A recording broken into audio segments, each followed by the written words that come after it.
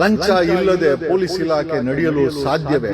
ಇವ್ರ ಮಾತುಗಳಿಗೆಲ್ಲ ಬೆಲೆ ಕೊಡುವಂತ ಇನ್ಸ್ಪೆಕ್ಟರ್ಗಳು, ಎಸಿಪಿಗಳು, ಡಿಸಿಪಿಗಳು, IPSಗಳು ಇದಾರ?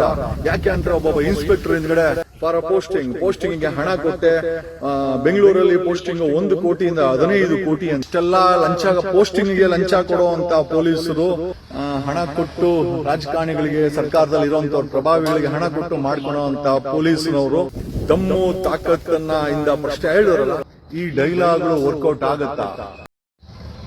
ಬೆಂಗಳೂರಲ್ಲಿ ಯಾರೇ ಪೊಲೀಸ್ ಕಮಿಷನರ್ ಇನ್ಚಾರ್ಜ್ ತಗೊಂಡ್ರು ಮೊದಲು ಹೇಳೋದು, ಎಲ್ಲ DCPಗಳನ್ನ, ACPಗಳನ್ನ, ಇನ್ಸ್ಪೆಕ್ಟರ್ಗಳನ್ನ ಕರೆದು ಇನ್ಮೇಲೆ ರಿಯಲ್ ಎಸ್ಟೇಟ್ ಅವ್ರನ್ನ ಪ್ರಭಾವಿಗಳಿಗೆ ಮಣೆ ಹಾಕಬಾರದು, ಏನೇ ಆದ್ರೂ ನೊಂದವರ ಪರವಾಗಿ ಇರಬೇಕು ಅಂತ ಹೇಳಿ ಡೈಲಾಗ್ ಹೇಳಿ ಸುಮ್ಮನೆ ಆಗ್ಬಿಡ್ತಾರೆ. ಈಗ ಹಳೇ suspended police commissioner of Bengaluru city Dayanand ಅಷ್ಟೇ ಇದಕ್ಕೆ ಬಂದಾಗ ರಿಯಲ್ ಎಸ್ಟೇಟ್ ಪರ, ಪ್ರಭಾವಿಗಳ ಪರ, ದುಡ್ಡು ಕೊಡೋರ ಪರ, ಲಂಚ ಕೊಡೋ ಪ್ರಭಾ ಇರಬಾರ್ದು, ಜನಸಾಮಾನ್ಯರು ಮತ್ತೆ ನೊಂದವ್ರ ಪ್ರಭಾ ಇರಬೇಕು ಅಂತ ಹೇಳಿ ಹೇಳ್ದಂತ ದಯಾನಂದು ಸಸ್ಪೆಂಡ್ ಆಗಿ ಮನೆಗೆ ಹೋದ್ರು. ಆ ವಿಚಾರ ಹಂಗಿರ್ಲಿ. ಈಗ ಹೊಸ ಸೀಟ್ಗೆ ಬಂದಿರುವಂತ ಸೀಮಂತ್ ಕುಮಾರ್ ಅವರು ಮೇಲಿಂದ ಮೇಲೆ ಮೀಟಿಂಗ್ಗಳನ್ನ ಮಾಡ್ತಾ ಇದ್ದಾರೆ, ಕೇಳ್ತಾ ಇದ್ದಾರೆ, ಅಡ್ವೈಸ್ ಮಾಡ್ತಾ ಇದ್ದಾರೆ. ಹಿಂದೆ ಮುಂದೆ ನೋಡದೆ ಪ್ರಭಾವಿಗಳಿಗೋ ಅಥವಾ ರಿಯಲ್ ಎಸ್ಟೇಟ್ಗೂ ಸಪೋರ್ಟ್ ಮಾಡಿದ್ರೆ ಕೈ ತುಳಿತೀವಿ. ನಿಜವಾಗ್ಲೂ ಈ ಡೈಲಾಗ್ಗಳು ವರ್ಕೌಟ್ ಆಗತ್ತಾ?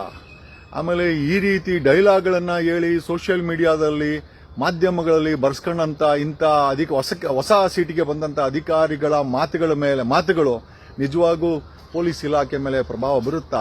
ಲಂಚ ಇಲ್ಲದೆ ಪೊಲೀಸ್ ಇಲಾಖೆ ನಡೆಯಲು ಸಾಧ್ಯವೇ? ನಿಮ್ಮ ಅನುಭವವನ್ನು ತಿಳಿಸಿ.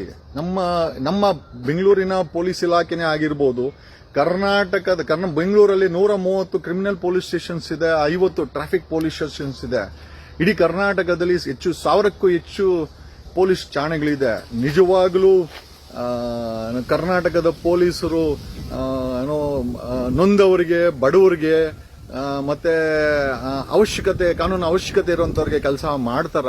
ನಿಜವಾಗ್ಲೂ ಮಾಡಂಗಿದ್ರೆ 78 ವರ್ಷಗಳೇ ಕಳೆದು ಹೋಯ್ತು. ಯಾಕೆ ಲಂಚ ಲಂಚ ಲಂಚ? ಆಮೇಲೆ ನಿಮ್ಮ ಅನುಭವದಲ್ಲಿ ಹೇಳಿ, ಪೊಲೀಸ್ ಠಾಣೆಗೆ ಹೋದ್ರೆ ಕಂಪ್ಲೇಂಟ್ ಕೊಡೋಕೆ ಲಂಚ ಕೊಡಲ್ವಾ? ಪಾಸ್ಪೋರ್ಟ್ ವೆರಿಫಿಕೇಶನ್ಗೆ ಲಂಚ ಕೊಡಲ್ವಾ? ಬೀದಿ ವ್ಯಾಪಾರಿಗಳು ಲಂಚ ಕೊಡಲ್ವಾ? ಒಂದು FIR ಮಾಡಕ್ಕೆ ಲಂಚ ತಗೊಳಲ್ವಾ? ಇವರು ಚಾರ್ಜ್ ಶೀಟ್ ಮಾಡಕ್ಕೆ ಲಂಚ ತಗೊಳಲ್ವಾ? ಆಮೇಲೆ ಒಂದು ಕೇಸನ್ನ ಡಮ್ಮಿ ಮಾಡಕ್ಕೆ ಲಂಚ ತಗೊಳಲ್ವಾ? ರೌಡಿ ಶೀಟರ್ಗಳಿಂದ ಇವರು ಲಂಚ ತಗೊಳಲ್ವಾ? ಚೈನ್ ಸ್ನ್ಯಾಚರ್ಗಳಿಂದ ಇವರು ಲಂಚ ತಗೊಳಲ್ವಾ?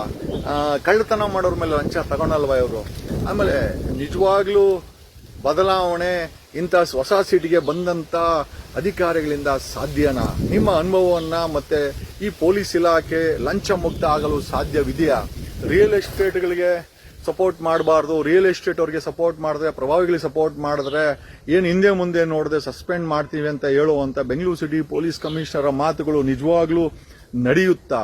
ಆಮೇಲೆ ಇವ್ರ ಮಾತುಗಳಿಗೆಲ್ಲ ಬೆಲೆ ಕೊಡುವಂತ ಇನ್ಸ್ಪೆಕ್ಟರ್ಗಳು, ACPಗಳು, DCPಗಳು, IPSಗಳು ಇದಾರ?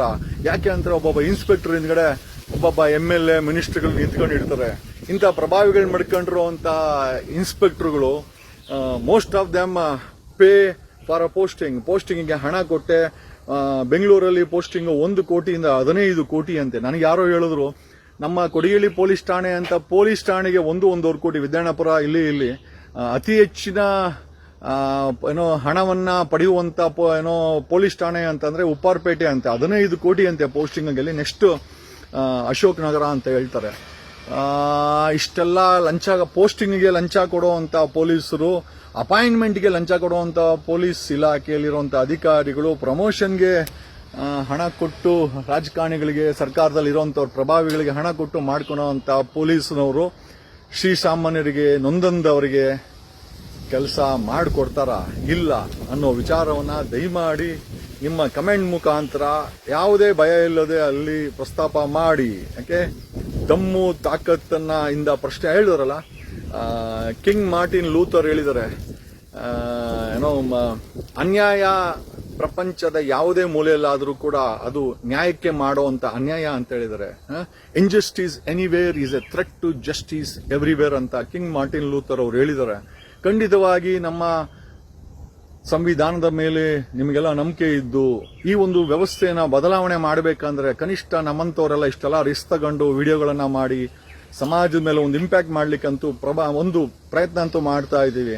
ಒಬ್ಬ ಪೊಲೀಸ್ ಕಾನ್ಸ್ಟೇಬಲ್ನ ಮಾತಾಡ್ಸಕ್ಕಲ್ಲ, ಇಡೀ ಪೊಲೀಸ್ ಇಲಾಖೆ ಏನೇ ಅಕ್ರಮ ಮಾಡೋದು ಕೂಡ ಎಕ್ಸ್ಪೋಸ್ ಮಾಡುವಂತ ಕೆಲಸಗಳನ್ನ ಒಂದಷ್ಟು ಮಾಧ್ಯಮಗಳು ನಮ್ಮಂತವರು ಸೋಷಿಯಲ್ ಜಸ್ಟಿಸ್ ಇರುವಂತವ್ರು ಮಾಡ್ತಾ ಇದೀವಿ. ಪೊಲೀಸ್ ಇಲಾಖೆ ಲಂಚವಿಲ್ಲದೆ ಕೆಲಸ ಮಾಡಲು ಸಾಧ್ಯವಾ? ಹೊಸ ಪದಗ್ರಹಣ ಮಾಡಿದಂತ ಅಧಿಕಾರಿಗಳ ಡೈಲಾಗು ನಿಜವಾಗ್ಲೂ ಅದು ಪ್ರಭಾವ ಬೀರುತ್ತಾ ಅಥವಾ ಡೈಲಾಗ್ಗೆ ಸೀಮಿತ ಆಗತ್ತಾ? ದಯಮಾಡಿ ಕಮೆಂಟ್ ಮಾಡಿ.